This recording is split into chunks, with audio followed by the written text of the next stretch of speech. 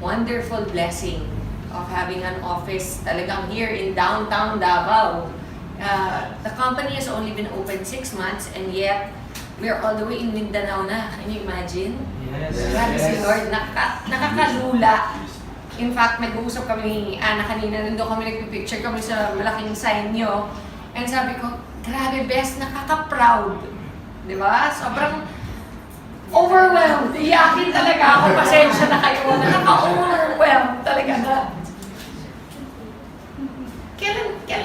Ilan years na ba tayo nagkakilala, Bes? 2014. 2014. In 2014, nasa ibang company kami, ang dami namin hinanakit, alam niyo yung mga gano'n na pinagdaanan and everything. Pero, totoo pala yung sinasabi nila sa Bible na yung baptism of fire. Thank you, Bes.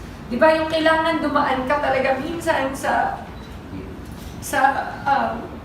hard times para ma-appreciate mo rin. Eventually, yung pagdating nung lahat ng blessings ni Lord. Yes. At huwag mong i-take for granted. Yes. Mag-share lang ako ng konti. Sorry ha, sobrang emotional talaga.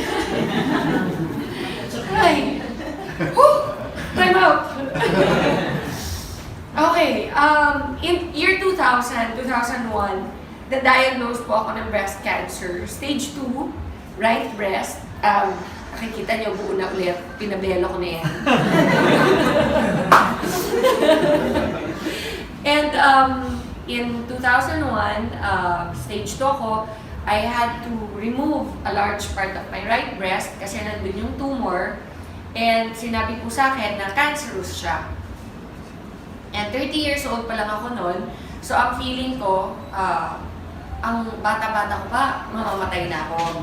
Diba? Alam niyo siguro yung fear, lahat tayo, meron tayong fears. Pero yung, imagine niyo na lang yung worst fear ninyo, i-magnify nyo by 1,000,000%.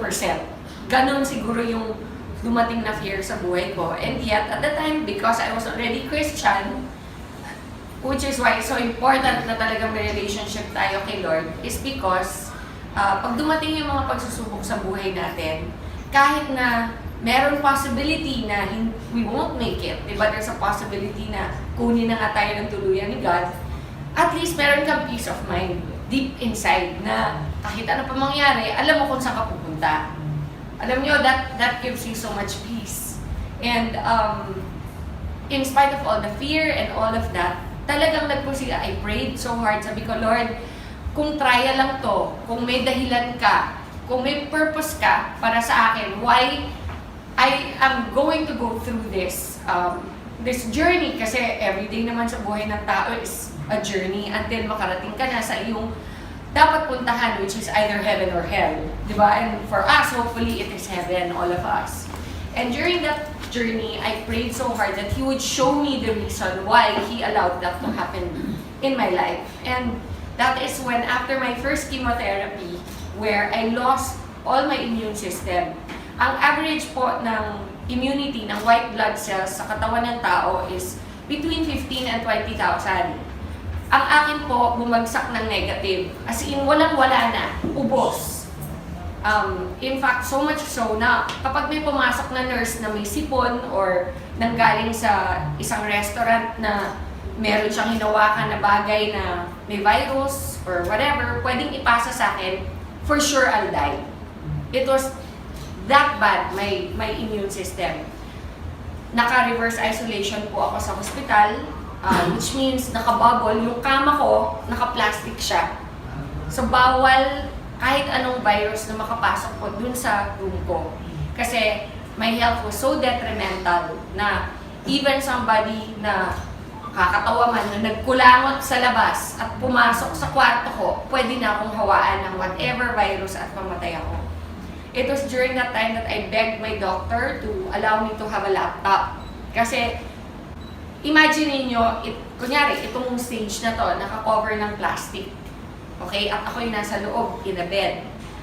Ano magagawa mo doon? Wala. Sabihin mo, can I borrow a book? The book, they don't know where it came from. So, they don't know kung may nag-handle na may virus. So, bawal. Can I watch TV? You cannot watch TV kasi, alam nga, ipasok nila yung TV sa loob ng bubble mo. So nothing, bawal lahat. Ang pinag-pray ko talaga, Lord, bigyan mo naman ako ng laptop. Kahit ano lang, para meron akong nagagawa sa loob. And they had to buy a brand new sealed laptop and give it to me inside. It was a nurse that came, she was naka-rubber outfit. Alam mo yung mga uniform ng nurse, di ba? Blue. Pero ito, yung nurse ko, naka-blue pa rin siya, pero rubber yung uniform niya. Okay? As in plastic na makapal. Yun ang suot niya. Pinasok niya, naka-seal yung laptop, binuksan ko. Fortunately, may outlet sa loob ng bubble ko. So, nakapag-laptop na ako. And that's where I started to research for myself. What is cancer? How can I help my immune system? Lahat ng kinocomplain ko sa doktor, alam nyo, pag nagkikimo kayo, may 100 problems that come with it. Sabi nila, chemo is supposed to cure your cancer. But they don't tell you that it kills your immunity. Okay? 100%. They don't tell you that one of the major side effects is pounding headaches every day. So, di ba habang nagagamot ka for your cancer, binibigyan ka naman ng ibang mga problema. So, pag nag-complain ako ng masakit ang ulo ko na para akong may migraine, magdadala ulit another gamot. Na yung another gamot naman na yun, nakakasuka. So, the whole day, nagsusuka ka. Okay? Tapos, bibigyan ka naman another medicine to cover naman din pagsusuka. So, ano siya? Parang siyang domino effect. Until I really thought, there has to be a natural way. Kasi puro gamot, puro pharma ang binibigay sa akin. Eventually, ang naisip ko, my God, magsasuffer sobra yung liver ko and my kidneys. Puro gamot ang binibigay. How will I be able to heal even if I overcome cancer? Okay? What about the rest of my body?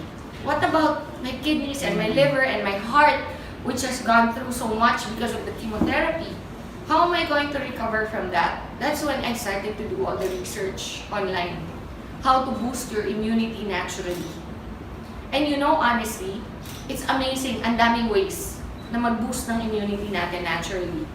Sleep is the #1 way. You have to rest. Okay? Sinasabi nila, the only time your body heals is when you are sleeping. Did you know that? Di ba, iniisip mo, relax, beach, okay yan, di ba? That doesn't matter. You can relax in the beach. That's enjoyment. That's not healing. Healing is sleeping. It is so important. But there are other ways you can help with products like our Barley. Ang daming product na pwedeng gamitin. But did you know, the #1 in the whole world that God created Himself is Barley. Okay? Kaya process of elimination, isa-isa kong ni-research yan. Imagine, I had 9 months in that bubble to discover what God really created that is the best for our immune system. And during the time, you have to remember, di ko naman alam na someday I'll be standing in front of people like you. Ang purpose ko lang during the time is for my own healing. Yun lang yung focus ko na, okay, so kung ginagawa mo yung research and yung training of your own knowledge for yourself, it doesn't matter about anybody else at the time. Gusto ko lang mahila ko sa sarili ko. Okay, so that's how I focused my research. What will help me? You know, there's a saying, knowledge is power, correct?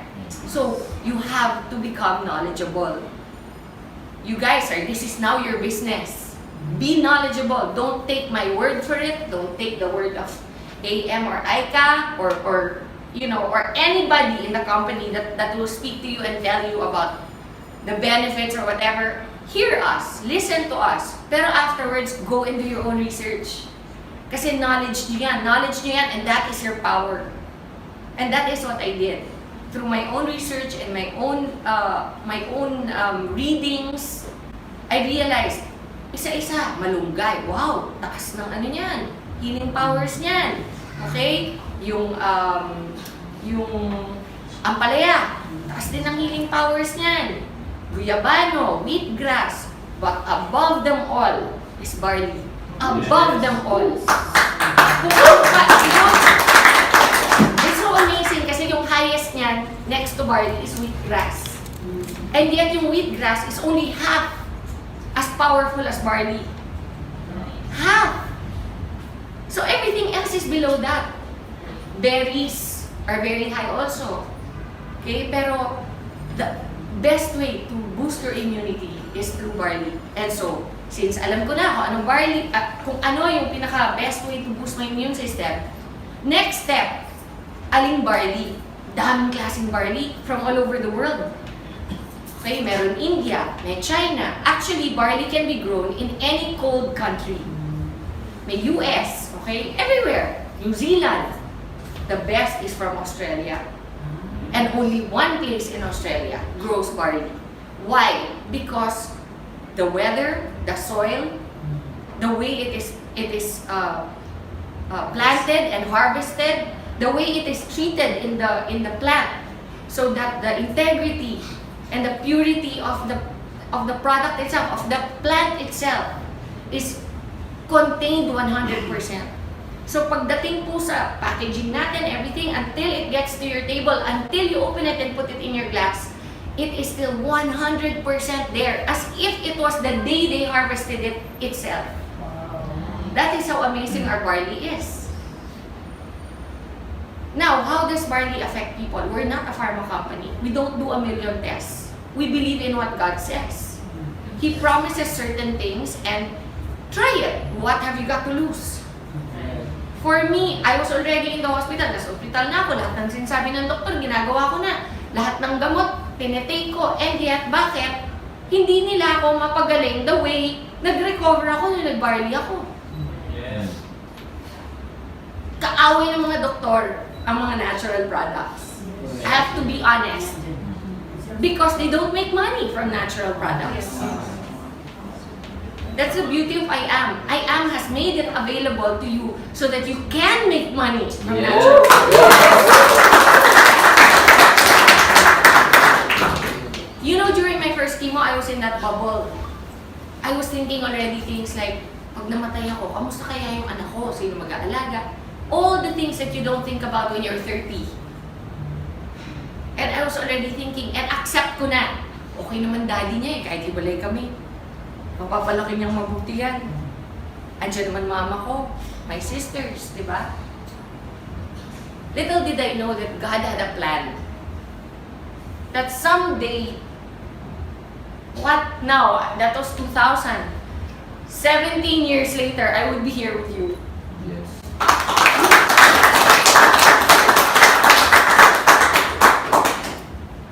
Iba magplano si Lord. Do not assume to know. You, grabe, for me, kaya ako very emotional kasi it's so real for me. It was a time when I really thought natapos na yung buhay ko. And then, every single time meron ganito na gathering or yung launch ng IAM natin, di ba, yung sobrang grateful ako na, wow God, binigay mo pa rin sa akin itong opportunity na maka-share. Even if the worst thing happened to me in my life na because of that cancer, because of that experience, andito ako ngayon. Nakakatulong sa maraming tao through IAM. Diba? Sobrang nakaka-overwhelm. Alam nyo, after my first chemo, which I was in that isolation for so long, on my second chemo, di na ako na-isolate.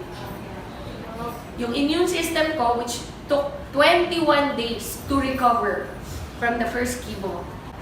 So, kunyari may ano kayo? Maro, thank you guys. Explain ko lang para naiintindihan nyo. During my first chemo, I ended up in the ICU. Okay? Yan, tama yan ha. Ako to. I'm not very good at drawing. Okay? Nakabubble yan. Ang first chemo, say day 1. Ito pala. Wala talaga. Wala. Day 1 yan. Day 1. First chemo. Ang treatment ko is 4 chemos, dapat. And then after the 4 chemos, 21 days of radiation therapy. So on day 1 of my first chemo, the doctor already told me na you have to recover, your white blood cells will be wiped out. It's natural, sabi niya. Your second chemo is 21 days from now. Within 21 days, your white blood cells have to be recovered. If not, we cannot give you the second chemo. Okay? And if we cannot give you the second chemo, you will go back to the first again. Can you imagine? Eh, yung first pa lang na gusto ko na mamatay. May tatlo pang matitira. Tapos pag disqualify, uulit. Makakailan ako. Yun yung nasa mind ko. So, kailangan talaga ma-hit ko yung 21 days. Parang parang hindi, parang quota sa kailangan ma-hit, mag-sapphire. Actually, except that this is for your life. This was for my life. So, I cannot rely lang on what the doctors are saying kasi for me, okay, andyan na lahat ng sinasabi na gagawin ko. Pero, kailangan din tulungan ko sarili ko. Doon pumasok yung research, doon pumasok yung Barley. Nung na-discover ko na, alam nyo, on the 20th day, every day kukunan ka ng dugo. Every day for 21 days. On the 20th day, sinabihan ako, you made it. We can give it to you tomorrow. Imagine, ka-recover ko lang today. Tomorrow, titirahin na naman ako. Alam mo, gusto mo sabihin, pwede time out kahit 1 week lang, please lang, para normal yung feeling ulit. Ang feeling kasi dito, parang ang gulay. Hindi ka makabanyo on your own, kailangan may nag-aalalay sa'yo. Hindi ka makakain ng tama, kasi lahat ng, ang bibig mo, punong-puno ng mga singaw. Okay? Walang lasa, lahat ng kainin mo, tastes like metal. No, promise, no. Alam mo yung sasabihin nila, do you know what metal tastes like? Me, I know. Kasi it ruins your taste buds completely. Alam mo, my favorite things like chocolate, okay, Coke, yung mga ganyan. Di ba yung mga gusto mong kainin? Burger, lahat na ipasok ko sa bibig ko, lasang metal. So wala kang gana. Why will you eat? Kahit sa mind mo, ito yung taste, di ba? Sabi mo, ito yung lasa niyan. Bibili ko niyan. Pagdating sa'yo, hindi yun yung lasa.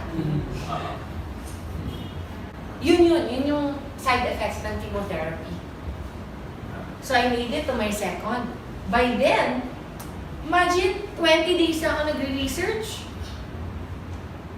By then, sabi ko, by then, husband, I told him, bumili ka ng Barley. I don't care what the doctor say. Itago mo, huwag mong pakikita na pinasok mo dito. So, naipasok.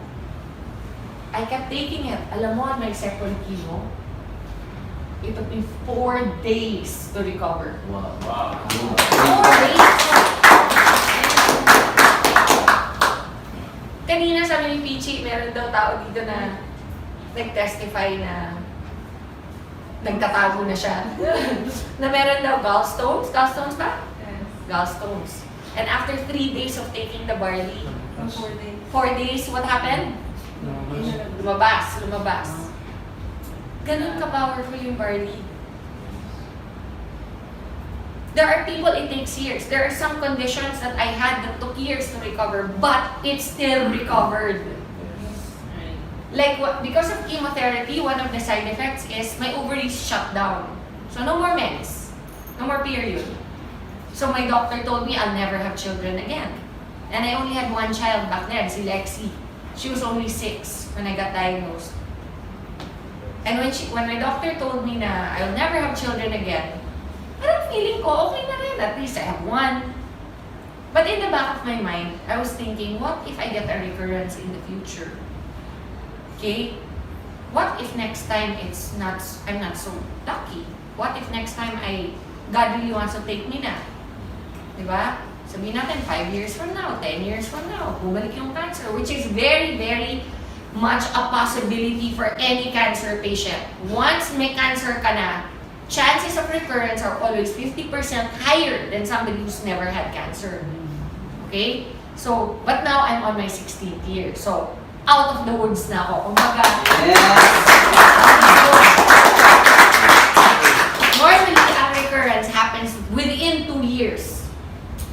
Kung hindi ka pa graduate nung 2 years mo, hindi ka pa out of the woods. Pag nakagraduate ka na ng 2 years, your next is 5 years. That's your goal. Pag nakagraduate ka ng 5, 10. Sometimes, even at 12 or 13, nagkaka-recurrence pa. Okay? So you are not out of the woods. For me, it's been 16 years. Wow. Plus, why do I know I am cured? Because my cancer, the one that I had, was called Rh positive. Rh positive is, it feeds on estrogen. Ang nagpapakain sa cancer ko is estrogen sa katawan. Eh di ba nagkaanak ako ulit? After 3 years, 3 years akong umiinom ng barley from day 1. My period came back. Wow. 3 years! So that just goes to show, some things it will fix in 20 days. Some things it will take years. But no matter what, if you're consistent and you drink it regularly, it will be fixed.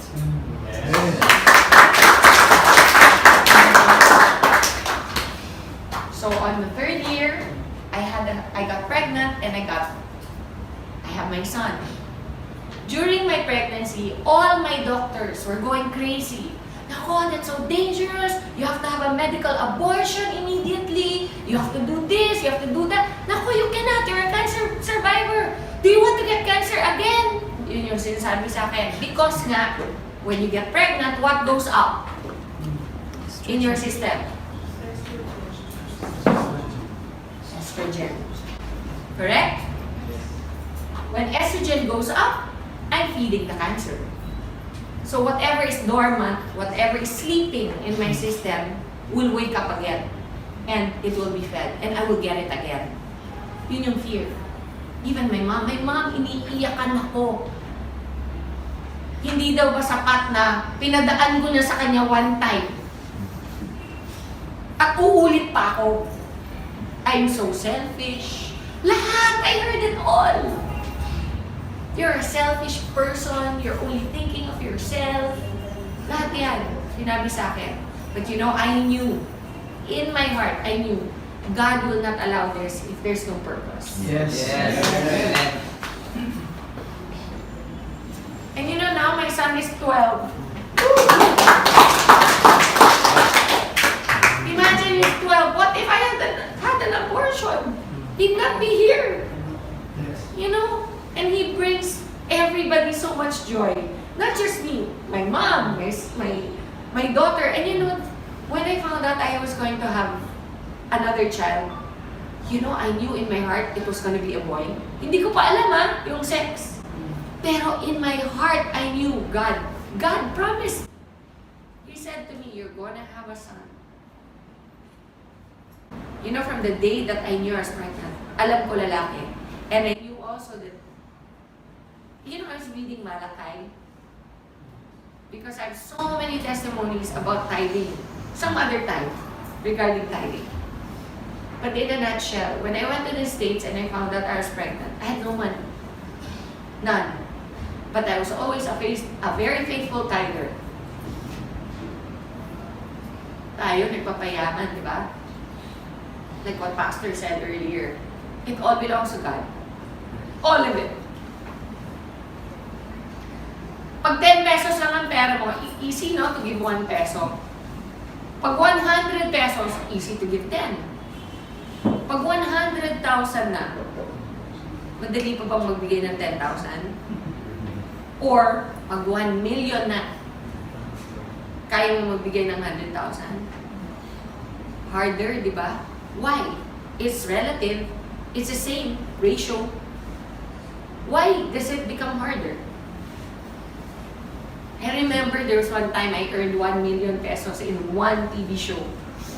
I went to church. Andun si Connie Reyes. Naka-ready na yung check ko ng tithe. Pero, hindi ko mabigay sa church. Sa Victory. Lumapit ako sa kanya, sabi ko, Connie, I made na the check. But parang I can't give it. It's heavy in my heart. Sabi ko, parang ang bigat ibigay. Sabi niya, come on, Ton. Sabi niya gano'n. So, alam mo yung hawak yung, ito yung cheque, ito. Here, Con. Baka mo. Ginaganyan na lang. Ipaganyan na ako sa kanya. Promise. Alam mo, she reminded me, sabi niya, you cannot outgive God. Yes. When I got sick and I had no money to pay for anything, I was in America. I blindly applied. Blindly. I'm not entitled. I'm not an American citizen. I blindly applied for medical aid. And I got approved. My entire treatment was free. Woo! And you know what? I remembered that moment that I gave that check to Connie. Yung bigat ng pag-release nung alam mo yung envelope natin, sabi ko, hirap talaga, hirap i-release yun. Pero I'm so grateful that I did because at the time when I needed help, God was there. I calculated how much it would cost. 5 million to 3. What I got in pesos, $100,000 is what it would have cost. Back then, it was 5 million. Ngayon siguro, doble na yan. But I didn't pay for anything. Even my yung maintenance ko every day, yung tawag nilang tamoxifen. Normally, one tamoxifen is $100. And I have to take one every day. You know how much I was paying? $1 for each one. You cannot outgive God. So, okay lang na magpayaman. But don't forget what Pastor said. The money isn't ours. We're only stewards. So, ayan, sidetrack tuloy ako. Okay, anyway, so because of the estrogen, everybody was fearful for me to get pregnant, but I had my son. And he's completely well. Alam mo, I only have one breast to breastfeed him. Because they had radiated my right breast. So when they radiate, I actually asked my doctor, how's that? What if I have another, eventually if I have another child, you're never gonna have another child. Alam mo when somebody speaks into your life like that, how hard it is to receive and accept. But what if? No, you will never. No, but I'm just saying hypothetically, if. Don't do that to yourself. It's never going to happen. Ang kulit talaga. Alam mo yung ganun ang demonyo eh. Ganun ang demonyo. Promise, they steal and they lie. They steal your joy. And you don't let them. And even though he probably was an atheist, I looked him straight in the eye and I said, I rebuke that in the name of Jesus. I will have another child. And when eventually I got pregnant, 3 years after, I was already here. I was so excited, I called him. My oncologist in the States, I called him. Hirap pa get through. Dami, that oncologists in America are one of the richest. Because people get cancer all the time. So they always have patients. It's a business. Normally, they don't even know you. They don't remember your name sa dami. Pero ako, natandaan niya. Kasi number 1, I'm not from there. I'm from the Philippines. Number 2, maganda ako eh. What can I say? Diba? I must have made an impression. Diba? Number 3, which is probably most likely the reason why he remembered me, I was his youngest patient. Okay. I was only 30. Most of his patients are 60, in their 50s, ganyan. Siyempre, siguro, tuwing ako yung papasok sa office niya, happy siya. hindi masyonda yung pumasok, di ba? Hindi Jurassic. So, nagkaroon kami ng banter nung aking doktor. And I called him. When I called, I got his secretary, and the secretary said, "Oh, who is this, please?" Sabi ko, "This is Maritoni from the Philippines." "Oh, one moment, please." Ang bilis, sumagot yung doktor ko. Sabi ko, "Hi, Dr. Cooley, do you remember me?" Sabi niya, "How can I forget my beautiful patient?" Sabi niya, "What is something wrong? Are you having a recurrence?" Kasi normally, tatawag ka lang muna sa doktor mo kapag nagkaroon ka ng problema ulit, di ba? Sabi ko, "Oh, no, I'm perfectly fine, thank you very much. But I just wanted to call you because I remember how you told me I would never have a child again. And I just wanted to share the good news with you that I'm going to have another child." Those were my words, "I'm going to have another child." There's silence on the phone, no? And then he goes, "Well, you know what? I'm really glad you decided to adopt." Ganon siya ka-certain that I would never be pregnant again. So I said, no, Dr. Cooley, you don't seem to understand. I'm pregnant. Again, silence. Tagal. "Are you there? Are you still there, Doc?" Sabi niya, no, that's not possible. Sabi niya sa akin. Sabi ko, "No, Doc, I'm pregnant. And I'm gonna have a son." Kasi by that time, alam ko na, no, I was already mga 4 months pregnant. And he said, "Oh, no, wait, what did you do?" Sabi, "What did I do? Oh, I had sex."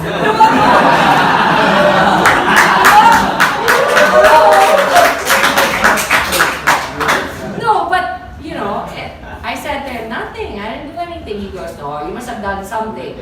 So, siguro kala niya medical procedure or something. So I said, "No, I've been taking a supplement for a while, and it's called Barley."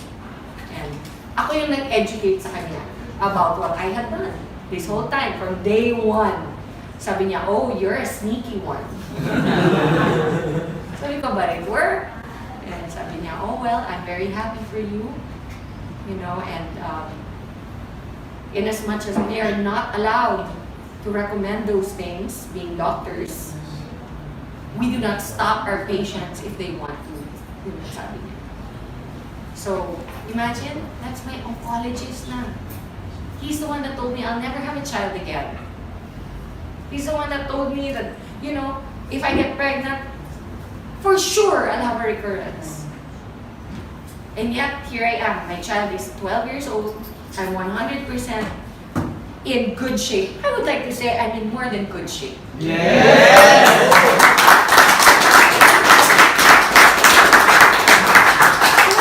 Sinishare ko lang to para malaman niyo kung saan nag-umpisa yung barley natin. It has come a long way. When I first met IAM, you know, and he told me he was interested in the barley, parang protective pa ako. Di ba yung parang ayokong i-share? Kasi parang ang feeling ko, baby ko to eh. This is my baby. This is what helped me survive. And then after a year of friendship that developed between us, I could feel where his heart was. And I knew that his purpose was aligned with mine, which is that we want to help people. We want to help people get better. We want to spread the love of God more than anything. And one of the ways, ironically, is through one of the toughest things I've ever had to go through in my life. And something that I discovered during that time. So, you know, it is an honor and a blessing to be able to provide the barley that helped me to IAM Worldwide. So do not ever, I mean, if you have any questions, we're always available to let you know.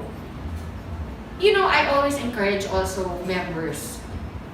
Kasi minsan may mga nagpa-private messages sa mga social media accounts ko. Simple things like, pwede ba ang barley sa diabetic? You can Google that. I am not your only source of information. Tama lang. Okay? It is in the internet. That's why I am proud to tell you, grabe ang galing ng barley natin. Kasi hindi lang po sa akin dapat manggaling yung believe din nyo. Ako lang po ay testimony. This thing that you see in front of you is the reason why I'm living proof that it works. Okay? But go and do your own research. Find out. Maybe, mas may alam pa kayo eventually kaysa sa akin about what barley can do. Yes. Diba? You know, I've had people take barley come up to me and say, "Hoy, alam nyo, yung anak ko, congenital ang heart disease niya, ganyan-ganyan." And then, we just kept giving barley and eventually it healed. I didn't know that barley could do that. Kasi I'm not naman a doctor or a nutritionist. I'm just a person who took this beautiful gift of God and it worked for me. And that's why I want to share it. I want to let you all know that we are here to support you in every way. It will not only give you great health, it will give you great pockets. Yes. Yes. God bless you everyone. Thank you.